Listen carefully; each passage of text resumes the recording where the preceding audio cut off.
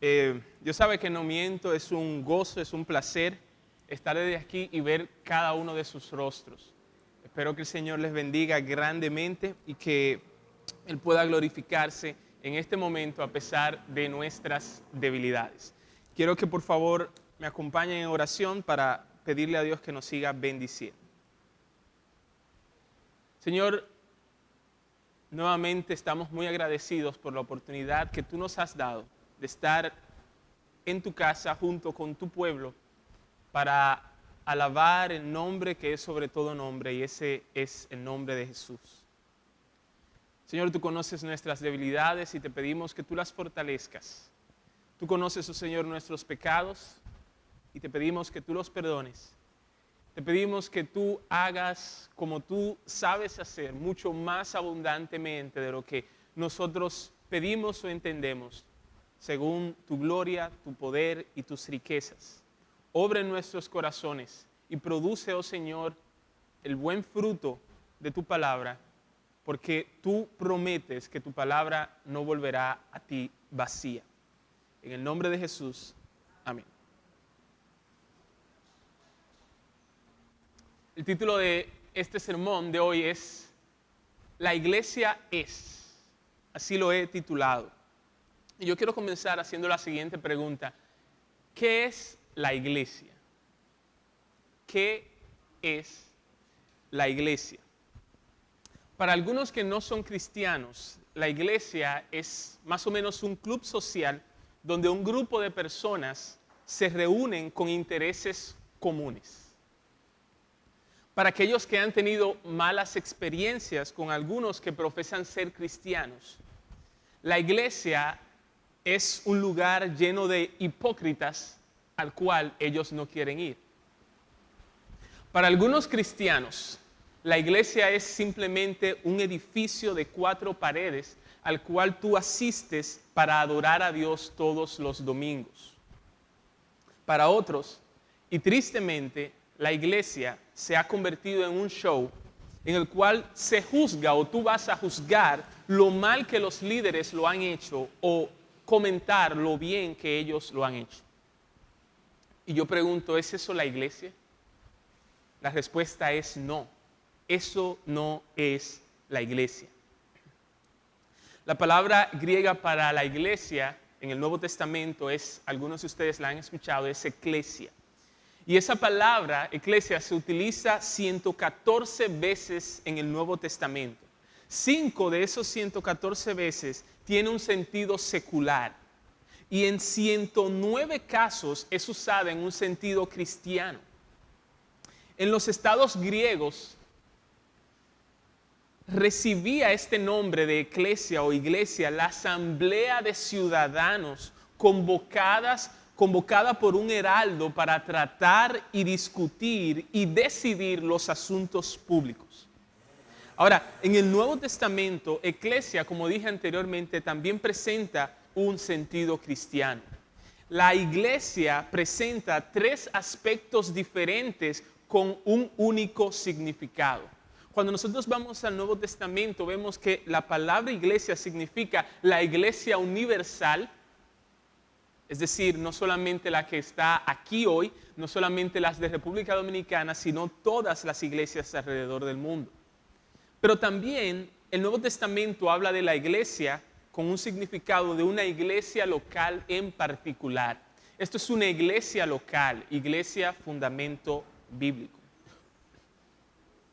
Un tercer significado o un tercer aspecto del mismo significado de la iglesia en el Nuevo Testamento es la asamblea real de creyentes que en cualquier parte se reúnen para adorar, como dije anteriormente, a Dios. Y una vez definido el término de lo que es la iglesia, yo quiero invitarles, hermanos y amigos, a recorrer conmigo el Nuevo Testamento y ver cómo Dios habla de esa iglesia de la cual nosotros hemos comenzado a hablar. Cómo Dios habla en el Nuevo Testamento acerca de esa asamblea de creyentes. Y pidiéndole a Dios que al terminar este sermón nosotros podamos mirar a la iglesia con los ojos que Dios mira a su iglesia. En primer lugar, Dios ve a su iglesia como los pámpanos de la vid. Dios ve a su iglesia como los pámpanos de la vid. ¿Y dónde nosotros podemos encontrar eso? Bueno, en los primeros versículos de Juan capítulo 15, un pasaje bien conocido, y no vamos a detenernos mucho allí, pero yo quiero que veamos allí cómo Jesús habló de sí mismo como la vid. En el versículo 1 él dijo, yo soy la vid. Y lo repitió de nuevo esa afirmación de sí mismo en el versículo 5. Es decir, Jesús al decir eso lo que quiere decir es que Él es como esa planta cuyo fruto es la uva, eso es la vid.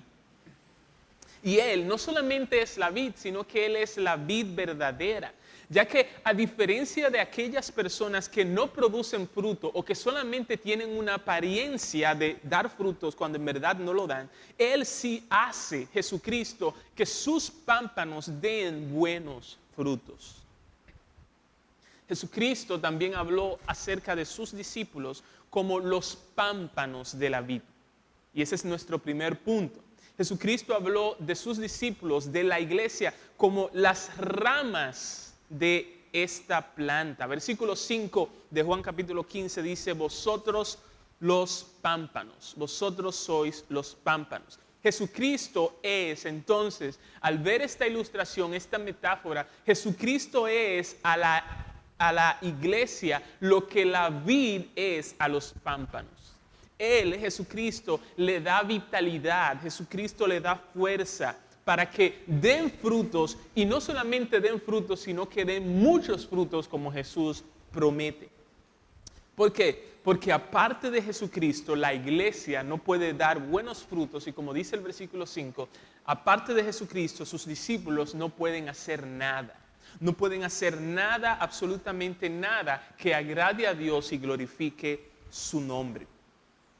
Jesucristo no solamente dijo de sí mismo que Él es la vid, Jesucristo no solamente dijo de la iglesia que son sus ramas, sino que también Él habla de que el Padre, Dios Padre, es el labrador. Dice Él explícitamente, mi Padre es el labrador. Y Él es quien se encarga de cortar toda rama que no produce fruto. Y por otro lado, Él es quien se encarga de podar las ramas que sí producen fruto. ¿Para qué? Para que den mucho más fruto aún. Así que en resumen, Juan capítulo 15, visto a través de los ojos de Jesús, visto a través de los ojos de Dios, cuando le preguntamos a este texto, a este pasaje, ¿quién es la iglesia o qué es la iglesia? La respuesta que nos da Juan capítulo 15 es que la iglesia es como los pámpanos de la vid, que son cuidados por el Padre y que son amados por Jesús. Eso es la iglesia, cuidados por el Padre, esos pámpanos, y amados por Jesús. Pero esa no es la única forma en la cual Dios ve a su iglesia.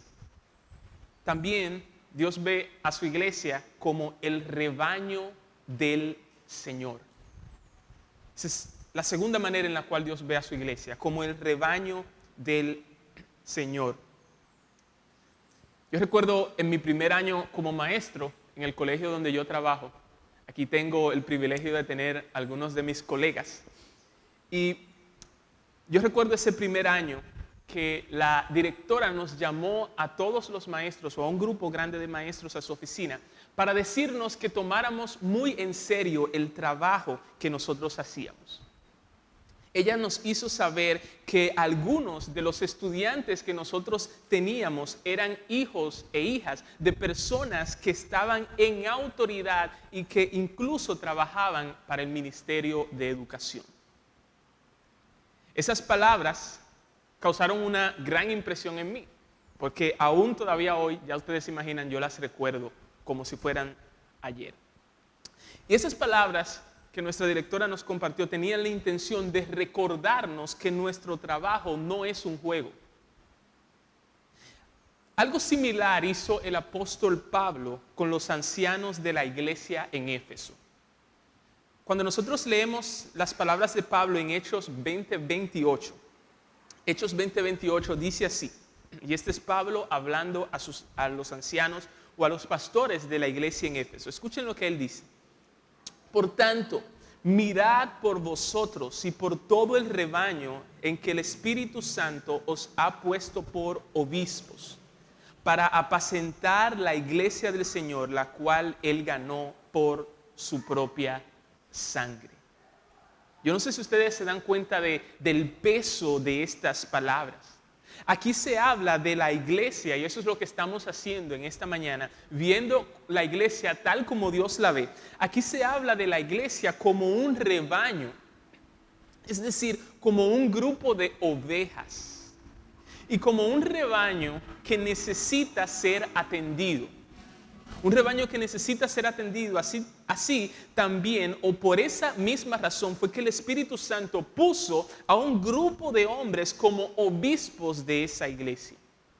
O de la iglesia. Obispos, o obispo aquí no es un oficio diferente al oficio del pastor. Obispo y pastor es sinónimo. Fíjense en el mismo versículo que dice que los obispos apacientan la iglesia. Dicho de otra manera, los obispos pastorean. Ese es su trabajo. Es decir, tanto obispo como pastor se refiere al mismo oficio. Así que aquí tenemos a un rebaño, es decir, la iglesia, y Dios, por su Espíritu, pone a estos obispos o a estas personas para que cuiden de la iglesia. Y un obispo es un supervisor. Un obispo es alguien que le echa un ojo, como decimos nosotros, al rebaño del Señor. ¿De qué manera los obispos o pastores atienden al rebaño? Bueno, por el contexto nosotros sabemos que ellos atienden al rebaño, cuidan de él, anunciando todo el consejo de Dios, versículo 27. También cuidando de que la iglesia no se desvíe de la verdad, versículos 29 y 30. Y también ellos cuidan y amonestan, ellos cuidan del rebaño al amonestar a la iglesia, según el versículo 31. Esa es la función que Dios les dio a los pastores.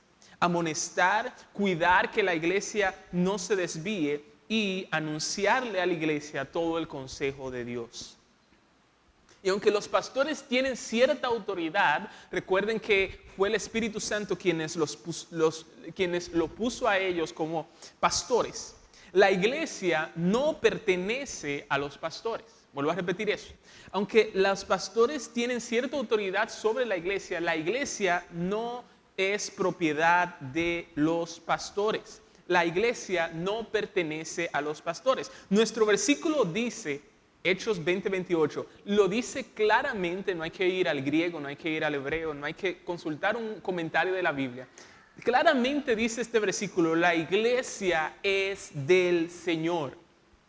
La iglesia es del Señor. Este rebaño, este conjunto, este grupo de ovejas, Dios dice que es suya. La iglesia es de Dios. ¿Saben ustedes por qué? ¿Saben por qué la iglesia es de Dios y no de los pastores? Porque fue Dios y no los pastores quien ganó a esta iglesia para sí. Dios, en la persona de Jesucristo, Él bajó del cielo y compró la iglesia no con dólares o euros, sino que Dios en la persona de Jesucristo bajó del cielo y compró la iglesia, compró un rebaño de ovejas al precio de su propia sangre. Y esa sangre de Jesucristo, como nos dice Pedro, es preciosa. Esa sangre de Jesucristo que Dios derramó para comprar a un rebaño de ovejas que es su iglesia, es más preciosa que todos los tesoros juntos de este mundo.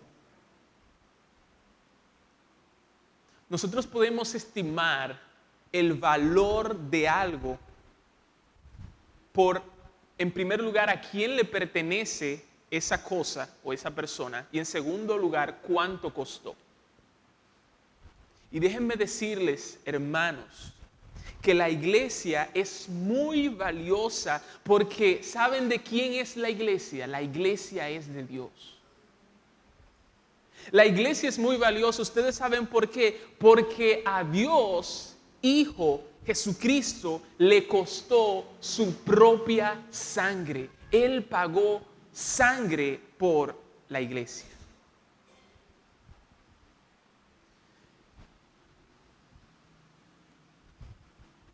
Es por eso que el apóstol Pablo comenzó el versículo de Hechos 20:28 diciendo mirad.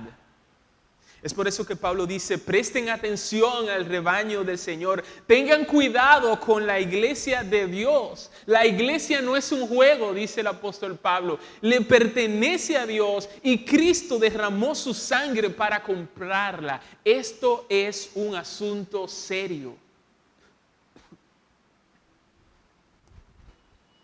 Hasta ahora hemos visto que Dios ve a su iglesia como los pámpanos de la vid. Dios también ve a su iglesia como el rebaño del Señor. Y yo quiero compartir ahora en tercer lugar que Dios ve a su iglesia como el templo del Espíritu. El templo del Espíritu. En 1 Corintios capítulo 3 versículo 16, el apóstol Pablo hizo la siguiente pregunta. Escuchen la pregunta. ¿No sabéis que sois templo de Dios y que el Espíritu de Dios mora en vosotros? Después en el versículo 17 el apóstol hizo la siguiente afirmación. Si alguno destruye el templo de Dios, Dios lo destruirá a él, porque el templo de Dios, el cual sois vosotros, santo es.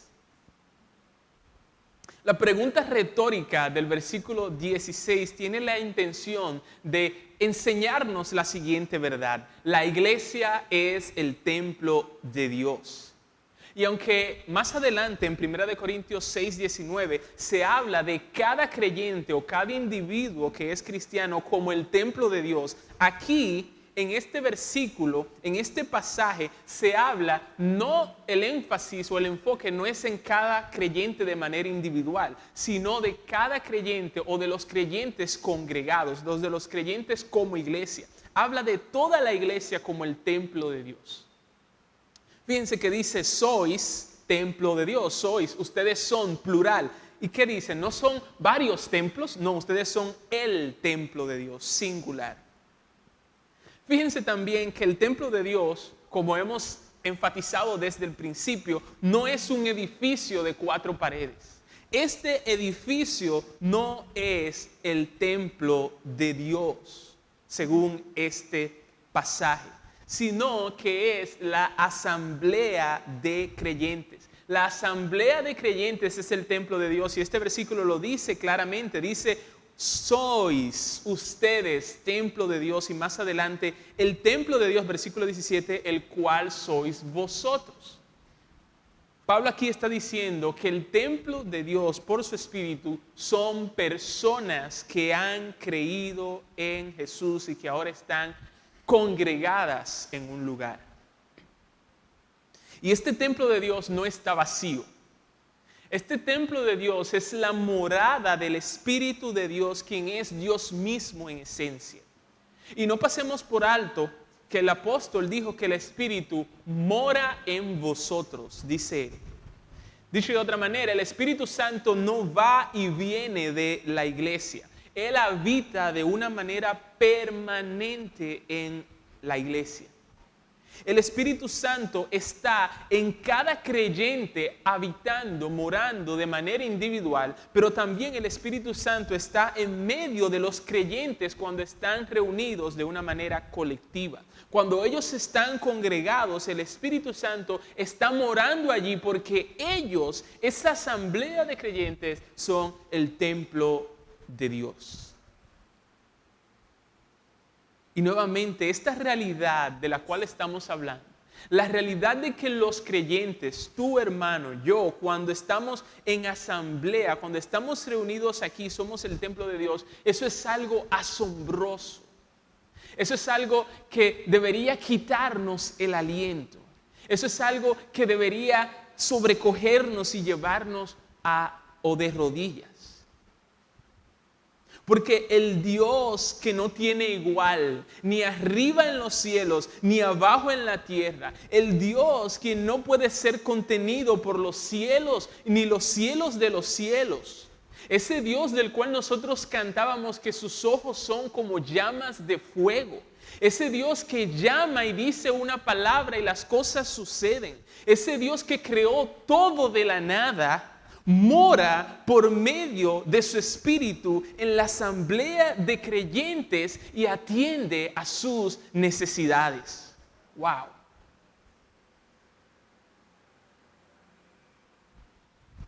El templo de Dios, la asamblea de creyentes, dice Pablo, es santo.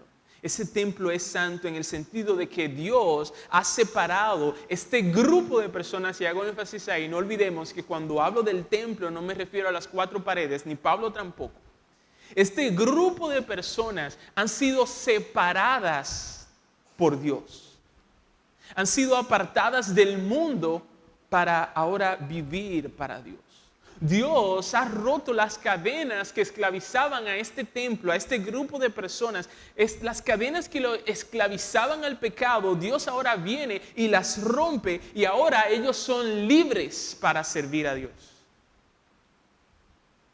Y es por eso que Dios a través del apóstol pronunció la severa advertencia de que si alguno destruye su templo, Él lo va a destruir a él. Porque para Dios la iglesia es algo serio. Es como si Dios dijera, el que se mete con la iglesia, se mete conmigo.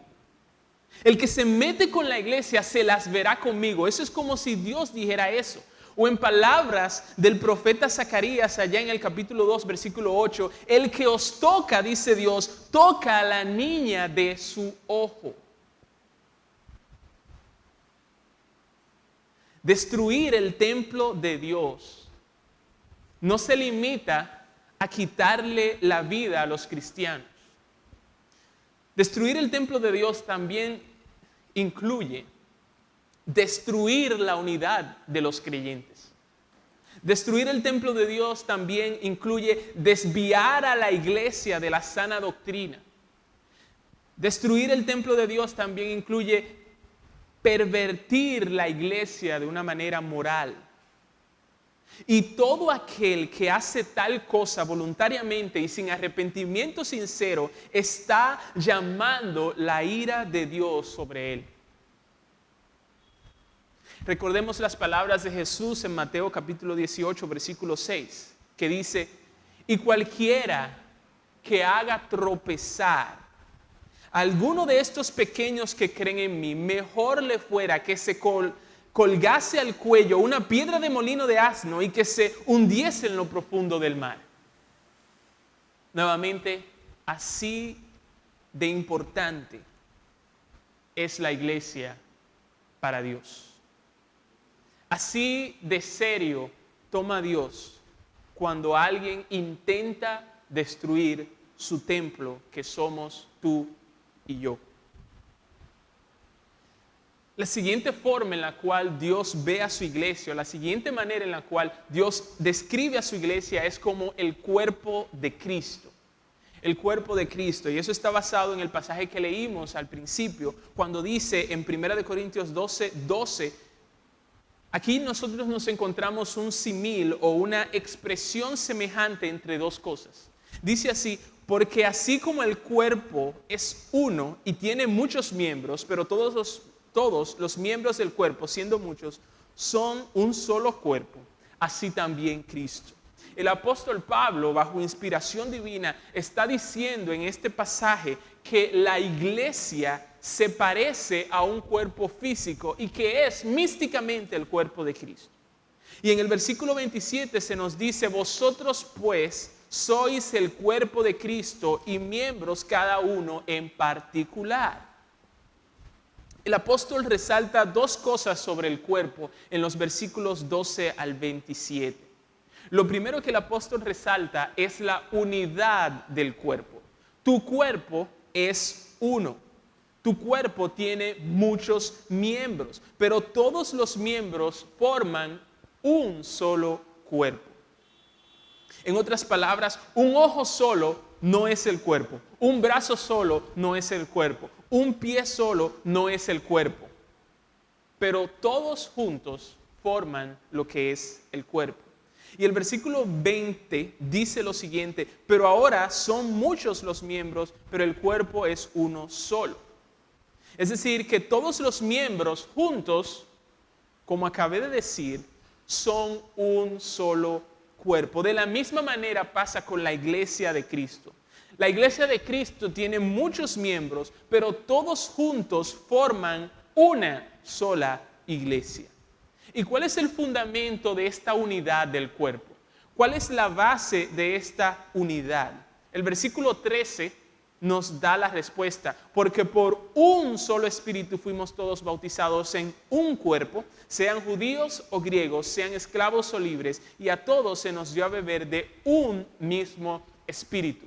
¿Qué es lo que hace que la iglesia tenga muchos miembros, pero aún así sea un solo cuerpo?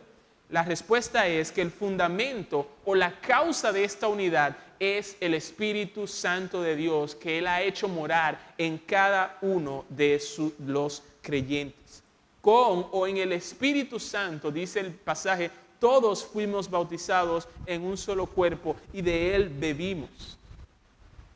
Y lo segundo, dije que lo primero que Pablo resalta en este pasaje es la unidad del cuerpo, pero lo segundo que él resalta es la diversidad de este cuerpo. Y alguien podría decir, pero eso no es una contradicción. No, no es una contradicción, porque lo opuesto a unidad no es diversidad, sino división.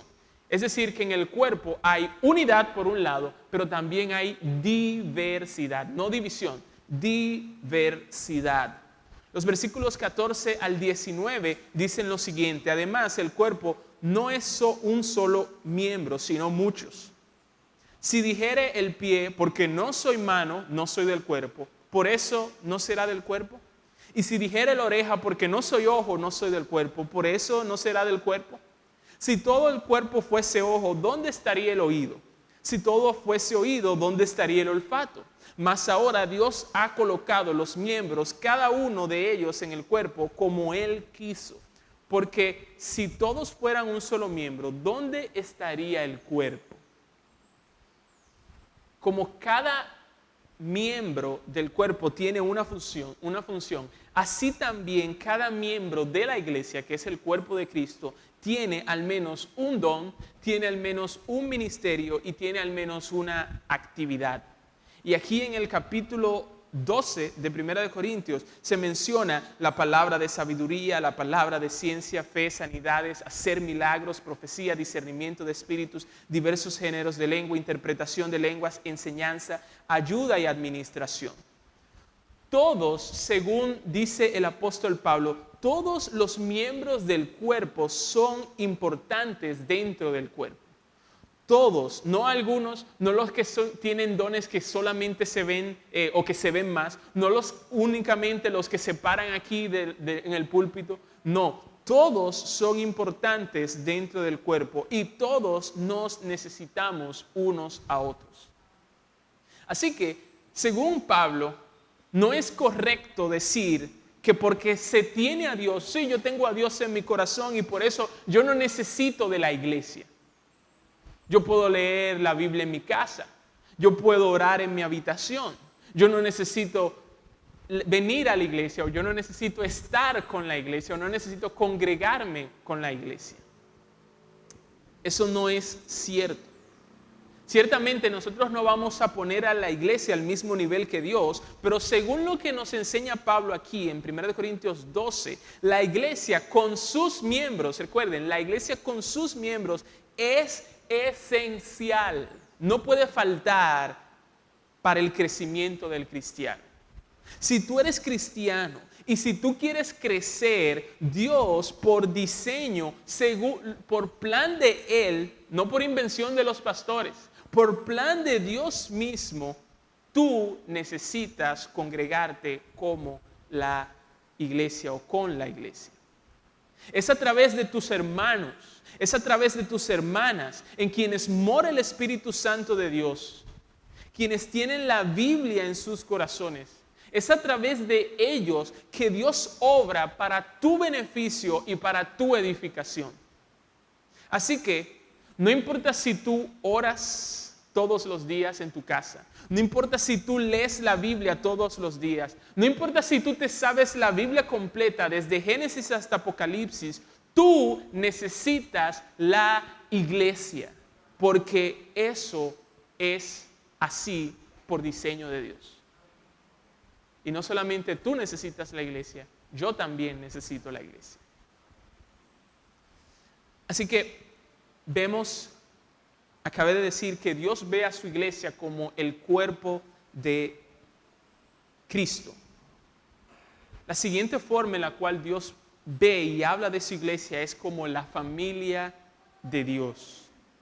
Como la familia de Dios. Y no voy a abundar tampoco mucho en este punto porque el pastor Huáscar en su último sermón habló acerca de eso. En Efesios capítulo 2, el apóstol Pablo describió la terrible condición en la cual todos nosotros nos encontrábamos antes de que se aplicara la obra de Cristo. ¿Cuál es esa terrible condición? Todos se encontraban sin Cristo. Todos se encontraban alejados de la ciudadanía de Israel. Todos se encontraban ajenos a los pactos de la promesa. Todos se encontraban sin Dios y todos se encontraban sin esperanza en este mundo. Pero ahora, por la obra de Cristo, que es aplicada a nuestros corazones por su Espíritu, Pablo dice en el versículo 19 que los miembros de la iglesia, Efesios 2:19, los miembros de la iglesia, escuchen cómo Dios ve a su iglesia, son conciudadanos de los santos y miembros de la familia de Dios. Miembros de la familia de Dios. Esas personas que antes estaban lejos, ahora han sido traídos cerca. ¿Y qué tan cerca Dios los ha traído? Son familia de Dios. Así de cerca por la obra de Jesucristo, Dios ha traído a este grupo de personas. Ellos son la familia de Dios. ¿Y quiénes forman parte de esta familia? Bueno, ellos tienen a Dios como su Padre. Primera de Juan 3:1 dice, mirad cuál amor nos ha dado el Padre para que seamos llamados hijos de Dios. Por eso el mundo no nos conoce porque no le conoció a Él.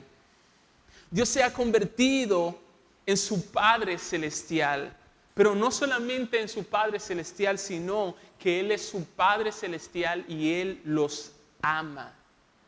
Y ese Dios o ese amor que Él tiene por ellos no es un amor pequeño, es un amor grande. Es un amor tan grande que puedes tener la seguridad de que es más grande que el amor que tiene el mejor de los padres de esta tierra por sus hijos.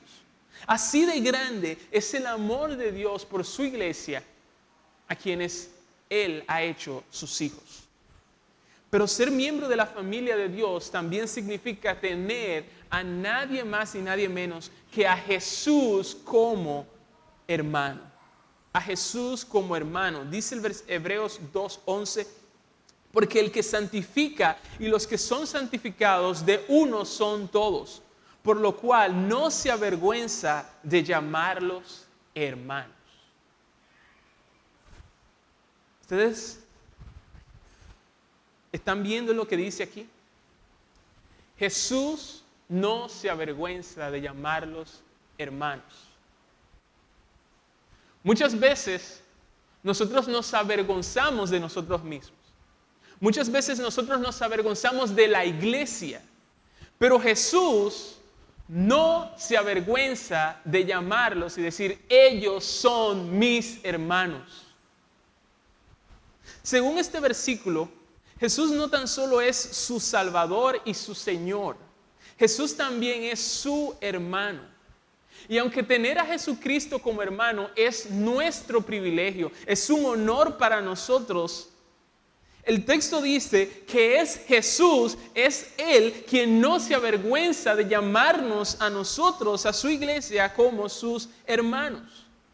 A pesar de que Él podría tener toda la razón del mundo para avergonzarse de la iglesia, Él dice, yo no me avergüenzo de ella, son mis hermanos. Y como su hermano, Jesús es capaz de compadecerse de ellos. Como su hermano, Jesús es capaz de socorrerlos como alguien que experimentó en carne propia los sufrimientos de sus miembros y las tentaciones de los miembros de esta familia.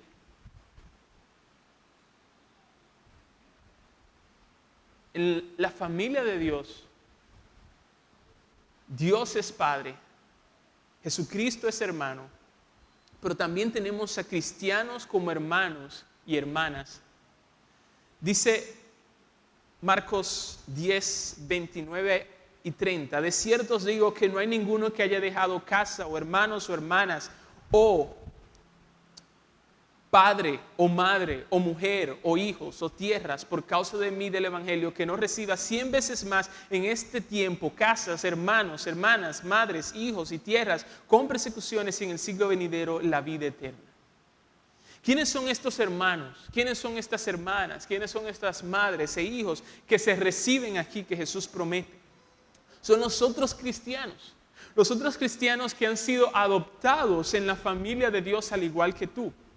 Y ellos son tus hermanos y hermanas. Ellos son aquellos que oran unos por otros. Ellos son aquellos que luchan uno al lado de otro. Ellos son aquellos que lloran juntos. Y ellos son también aquellos que se gozan juntos.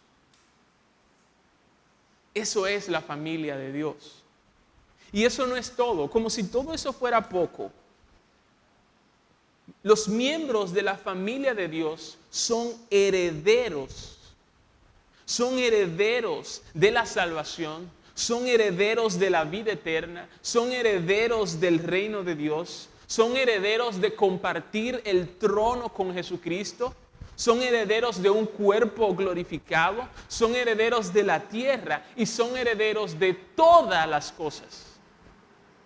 ¿Por qué? Porque son miembros de la familia de Dios. Por último, Dios, cuando mira a la iglesia, Dios mira a la novia de Cristo. Dios mira a la novia de Cristo. Leamos Efesios 5, 25 al 30, que dice lo siguiente: maridos, amad a vuestras mujeres, así como Cristo amó a la iglesia y se entregó a sí mismo por ella para santificarla, habiéndola purificado en el lavamiento del agua por la palabra, a fin de presentársela a sí mismo una iglesia gloriosa, que no tuviese mancha ni arruga ni cosa semejante, sino que fuese santa y sin mancha. Así también los maridos deben amar a sus mujeres como a sus mismos cuerpos. El que ama a su mujer a sí mismo se ama, porque nadie aborreció jamás su propia carne, sino que la sustenta y la cuida, como también Cristo a la iglesia. Porque somos miembros de su cuerpo, de su carne y de sus huesos. Según este pasaje, si Cristo se entregó para santificar a la iglesia, ¿saben lo que eso quiere decir? Eso quiere decir que la iglesia no era santa, porque si Él se entregó para santificarla, es porque la iglesia era lo opuesto a ser santo, la iglesia era pecadora. Y si Cristo la ha purificado, eso quiere decir que la iglesia no era pura. La iglesia era todo lo opuesto, es decir, la iglesia era impura. Y es cierto que el pecado y la impureza hoy están en el pasado de la iglesia, en el sentido de que los creyentes verdaderos no viven como antes ellos vivían, si en verdad han sido transformados por Dios. Pero no es menos cierto que si Cristo se entregó y en un sentido santificó a la iglesia para que un día esta sea gloriosa, para que un día la iglesia sea santa y para que un día la iglesia esté sin mancha, eso quiere decir, y eso es algo que muchas veces nosotros pasamos por alto, eso quiere decir que aquí y ahora la iglesia todavía no es gloriosa. Aquí y ahora la iglesia todavía tiene manchas. Aquí y ahora la iglesia todavía tiene arrugas. Pero muchas veces nosotros tratamos la iglesia como si ya estuviera en un estado de perfección, cuando no es así. La iglesia todavía tiene manchas, tiene arrugas. A pesar de todas las manchas, a pesar de todas las arrugas, a pesar de todas las imperfecciones que tiene la iglesia, imperfecciones que muchas veces nosotros arrojamos la toalla y decimos, ya yo no quiero lidiar con ellas. A pesar de todas esas imperfecciones, el texto nos dice, Cristo amó a la iglesia. Si tú te acercaras a Cristo hoy de la siguiente manera y tú le dijeras, Cristo, yo tengo algo que decirte acerca de la iglesia, Cristo te frenaría ahí mismo y te respondería, yo sé lo que tú vas a decir acerca de la iglesia. Ahora yo quiero decirte algo a ti. A pesar de eso, yo la amo. El amor de Cristo por la iglesia no está basado en la ignorancia. Nosotros nunca vamos a escuchar a Jesús decir de la iglesia, wow, yo no sabía eso de ti. Nosotros nunca vamos a escuchar a Cristo decir de la iglesia, yo creo que me equivoqué contigo. Tú no eres la persona que yo pensaba que eras. Y aunque la boda de Cristo y su iglesia todavía, según la Biblia, no se ha celebrado, Cristo, y esto es algo seguro porque lo dice la palabra, Cristo nunca, nunca, nunca romperá con su novia porque su amor es fuerte y su amor es constante.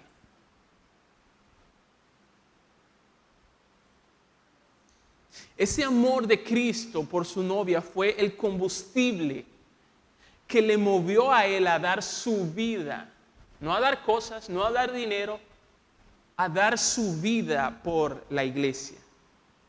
Y Cristo ama tanto a su iglesia que Él hará que su iglesia no se quede tal como es ahora, sino que la convertirá en una iglesia toda gloriosa, en una iglesia toda espléndida, en una iglesia toda digna de un esposo como Él, en una iglesia digna de vivir en el palacio del Rey. Y Él lo hará de esa manera porque Él ama a su iglesia.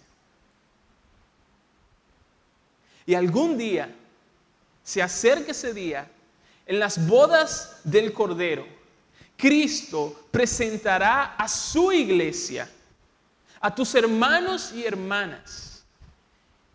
La presentará delante de toda la creación y delante de sí mismo.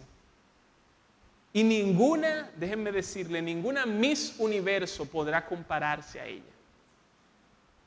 Esas manchas y arrugas de la cual se habla en el texto son dos términos que ilustran los defectos o imperfecciones de algo o de alguien.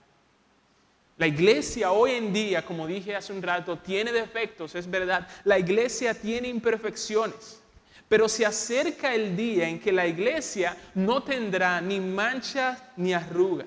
Es decir, será sin pecado. No habrá rastro alguno de él aunque se busque. No habrá más tentaciones para los miembros de la iglesia. No habrá más luchas. Ya no habrá más caídas. Ya no habrá más confesiones. Ya no habrá más un Señor, lo siento otra vez. Porque esta iglesia, por el amor de Cristo, será toda gloriosa y tendrá toda la gloria que Jesucristo le ha de conceder. Ya terminando, quiero volverte a preguntar, O mejor, déjame hacerte esta pregunta. ¿Qué fue lo primero que pensaste cuando yo pregunté al principio qué es la iglesia? ¿Qué fue lo que vino a tu mente cuando yo pregunté qué es la iglesia? ¿O qué es lo que durante la semana pasada, cuando tú escuchabas iglesia, qué era lo que venía a tu mente? ¿Vino a tu mente alguna de estas verdades que nosotros hemos considerado hoy acerca de la iglesia? Otra pregunta, ¿menosprecias tú la iglesia? ¿Menosprecias tú la iglesia? ¿Sabías que hay dos maneras en las cuales comúnmente las personas menosprecian la iglesia? Dos de esas maneras que constantemente se menosprecia esta iglesia de la cual hemos estado hablando es criticándola y por otro lado dejando de congregarse. Algunas personas no hablan en contra de la iglesia, no la critican, pero dejan de congregarse. Eso es menospreciar la iglesia. Otras personas sí se congregan, pero critican la iglesia. Eso es menospreciarla también. Y cuando yo digo que se menosprecia la iglesia criticándola, no me refiero a que está mal reprender cuando algo anda mal en la iglesia. Eso no está mal. Eso Pablo lo hizo a lo largo de todas sus cartas. Pero yo creo que todos nosotros sabemos cuando una crítica está mal. Yo me estoy refiriendo más a críticas destructivas en vez de críticas constructivas o para edificación. Me refiero a ese tipo de críticas que no están motivadas para el beneficio de tu hermano y hermana, sino para manchar su reputación, para estrujar las cosas malas.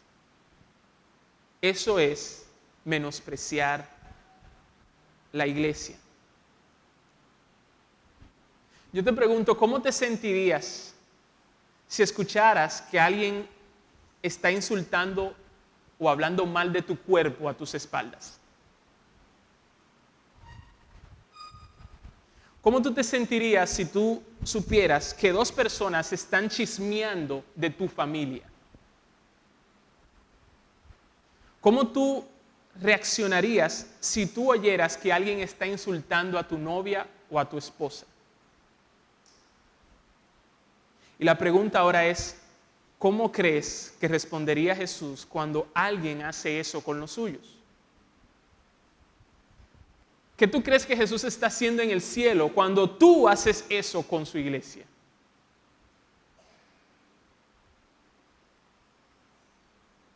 La iglesia también se menosprecia cuando tú dejas de congregarte. Porque cuando tú dejas de congregarte, estás diciendo que la iglesia no es tan importante como dicen algunos.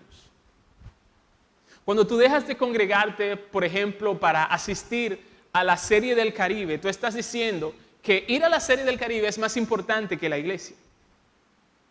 Cuando tú dejas de congregarte para quedarte en casa viendo películas, sentado en el sofá, tú estás diciendo que esto último es mucho más importante que la iglesia. Y como hemos visto, Dios considera que su iglesia es muy importante. Vuelvo a preguntar, ¿menosprecias tú la iglesia? Si has hecho eso, confiésalo ante Dios. Este es un buen momento para confesar en oración ante Dios que tú has menospreciado la iglesia. Si tú has menospreciado la iglesia, pídele en oración a Dios que te perdone. Y también pídele que te dé sus ojos para ver la iglesia tal como Él la ve. Que te dé sus ojos para ver a ese grupo de hermanos y hermanas que están sentados a tu alrededor tal como Dios los ve a ellos. para que la próxima vez que tú seas tentado a menospreciar la iglesia de una manera u otra, tú te recuerdes a ti mismo que la iglesia es los pámpanos de la vid, el rebaño del Señor, el templo del Espíritu, el cuerpo de Cristo, la familia de Dios y la novia de Cristo. Eso es la iglesia para Dios. Y quiera Dios que eso también sea la iglesia para cada uno de nosotros. Oremos.